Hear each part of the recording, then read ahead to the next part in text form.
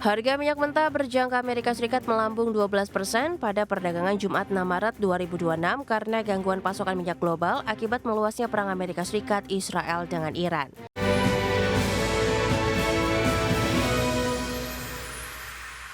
Pemirsa, harga minyak mentah meroket 12% pada perdagangan Jumat 6 Maret imbas berlanjutnya perang antara Amerika Serikat, Israel, dan Iran.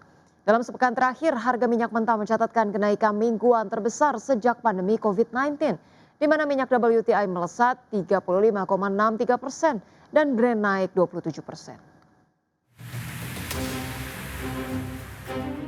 Harga minyak mentah berjangka Amerika Serikat melambung 12% pada perdagangan Jumat 6 Maret 2026 karena gangguan pasokan minyak global akibat meluasnya perang Amerika Serikat, Israel, dengan Iran.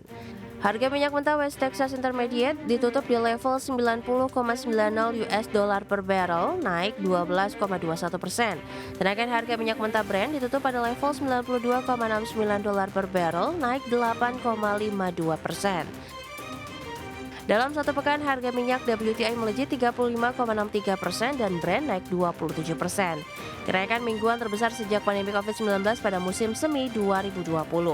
Untuk hari kedua berturut-turut, harga minyak mentah Amerika Serikat naik lebih tinggi daripada harga Brent karena kilang-kilang di seluruh dunia merebut kembali minyak mentah alternatif untuk mengisi kekosongan yang disebabkan oleh gangguan pasokan dari Timur Tengah. Adapun harga minyak mulai melonjak tajam setelah Amerika Serikat dan Israel melancarkan serangan terhadap Iran 2 pekan lalu yang mendorong Iran untuk menghentikan kapal tanker yang melewati Selat Hormuz. Konflik tersebut bahkan telah menyebar ke seluruh wilayah penghasil energi utama di Timur Tengah yang berakibat mengganggu produksi dan memaksa penutupan kilang di pabrik gas alam cair. Berbagi sumber, IDEX Channel. Baik pemirsa, terima kasih Anda masih bersama kami di Market Pass. Pemirsa, indeks harga saham gabungan atau IHSG ditutup melemah dalam 1,62% pada Jumat pekan lalu. IHSG melemah terdampak oleh profit taking, terbebani oleh saham perbankan big caps dan komoditas. Indeks harga saham gabungan ditutup di zona merah melemah dalam 1,62% di level 7.585,68 di Jumat pekan lalu. Dalam sepekan IHSG melemah 7,89% dan year to date melemah 12,27%. Seluruh indeks sektoral di BI melemah dengan sektor yang turun paling dalam sektor perindustrian anjlok 3,37%, sektor barang konsumen non primer turun dalam 3,34%, energi melemah 2,86%, barang baku tertekan 2,23%, infrastruktur terdepresiasi 1,77%, serta properti dan real estate turun 1,37%, dan sektor keuangan merosot 1,19%. Menjelang akhir perdagangan sesi 2, dua emiten Prayogo Pangestu melesat signifikan dalam, jadi penopang IHSG dari koreksi dalam. Saham TPIA ditutup melesat 17,67% di level Rp6.325 per saham, penopang IHSG di 19,71 poin. Saham Brent ditutup menguat 5,82% di level Rp7.725 per saham, topang IHSG di 15,73 poin.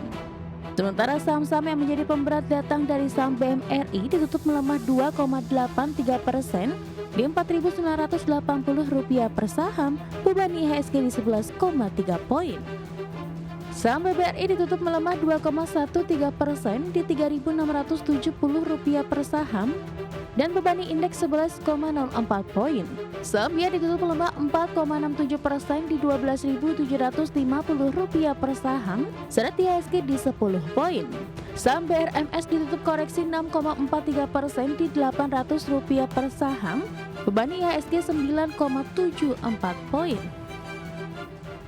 Adapun pasar keuangan Indonesia masih dibayangi sentimen perang Amerika Serikat, Israel, dan Iran yang memanas dan lonjakan harga minyak akibat pasokan energi global terganggu.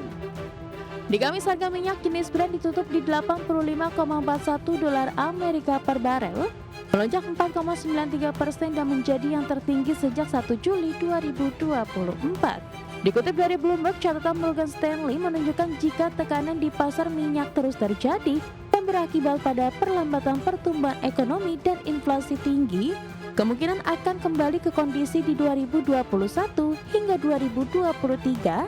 Saat itu saham dan obligasi mengalami aksi jual massal. Berbagi sumber IDX Channel. Pemirsa, Presiden Amerika Serikat Donald Trump menyatakan perang melawan Iran kemungkinan hanya akan berakhir jika Teheran tidak lagi memiliki militer atau kepemimpinan yang tersisa. Trump bahkan menegaskan saat ini tidak tertarik untuk melakukan negosiasi dengan Iran. Presiden Amerika Serikat Donald Trump pada akhir pekan lalu menyatakan perang melawan Iran kemungkinan akan hanya berakhir jika negara tersebut tidak lagi memiliki militer yang berfungsi atau kepemimpinan yang tersisa. Berbicara kepada wartawan di atas pesawat kepresidenan Air Force One, Trump mengatakan saat ini tidak tertarik melakukan negosiasi dengan Iran. Ia bahkan menyebut kampanye serangan udara yang berlangsung dapat membuat perundingan menjadi tidak relevan apabila seluruh calon pemimpin Iran terbunuh dan militernya dihancurkan. Unconditional, not conditional. I said unconditional. It's where they cry uncle or when they can't fight any longer and there's nobody around to cry uncle. That could happen too, because we've wiped out their leadership numerous times already. So it's if they surrender or if there is nobody around to surrender, but they're rendered useless in terms of military. Pernyataan Trump tersebut disampaikan ketika konflik antara Israel dan Iran memasuki pekan kedua dengan kedua pihak saling melancarkan serangan di kawasan Timur Tengah. Sebelumnya, Presiden Iran Masoud Pezeshkian menyampaikan permintaan maaf kepada negara-negara tetangga yang terdampak serangan Iran dalam upaya meredakan ketegangan di kawasan Teluk. Namun, Pezeshkian menolak tuntutan Trump agar Iran menyerah tanpa syarat. Ia mengatakan Dewan Kepemimpinan Sementara Iran telah sepakat untuk menghentikan serangan terhadap negara-negara sekitar, kecuali jika serangan terhadap Iran berasal dari wilayah mereka. Berbagai sumber, IDX Channel. PT Garuda Indonesia Persero Tbk buka suara soal penurunan peringkat kualitas layanan oleh Skytrax. Ya, meski tak lagi menggenggam status maskapai bintang 5 versi Skytrax, Garuda Indonesia menegaskan hal tersebut tidak memberikan dampak material terhadap aktivitas operasional maupun bisnis perseroan. PT Garuda Indonesia Persero Tbk buka suara perihal penurunan peringkat kualitas layanan dari maskapai bintang 5 menjadi bintang 4 oleh lembaga pemeringkat penerbangan global Skytrax.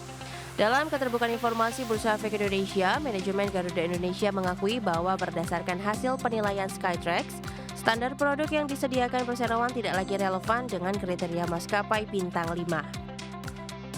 Adapun penurunan status tersebut mencakup kualitas layanan kabin hingga performa awak kabin yang sempat tergerus selama masa restrukturisasi. Manajemen Garuda Indonesia menjelaskan bahwa saat ini perseroan tengah menjalankan program transformasi layanan secara menyeluruh. Meskipun predikat bintang 5 lepas dari genggaman, manajemen menegaskan bahwa penurunan peringkat tersebut tidak memberikan dampak material terhadap kegiatan operasional maupun aktivitas bisnis perseroan. Secara finansial, perseroan juga menyatakan kondisi keuangan saat ini tidak terganggu oleh rilis peringkat dari Skytrax tersebut. Fokus perusahaan kini tertuju pada penguatan brand equity sebagai maskapai full service carrier.